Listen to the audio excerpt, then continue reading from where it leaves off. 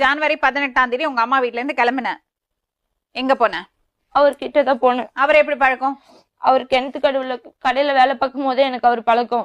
அதுக்கு முன்னாடியே வேலைக்கு போயிட்டு இருந்தியா? ஆமா.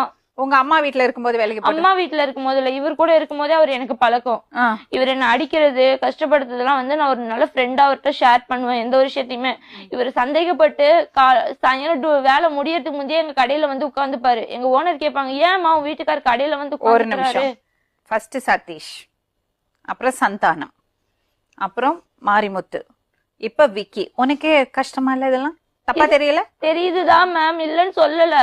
அது நான் திருத்திட்டு வாழணும்னு சொல்லிட்டு தான் நான் இவர் கூட எப்ப திருந்த போற? திருத்திட்டு வாழணும் மேம் இவர் கூட. இது எங்க அம்மா கூட சொன்னாங்க, தப்பு பண்ணதெல்லாம் உனக்கு அவரோட வாழ இஷ்டம் இல்லைன்னா உங்க அம்மா கூட தனியாளா இருக்க வேண்டியதானே. அப்புறம் என்ன இன்னொருத்தர தேடிக்கிட்ட?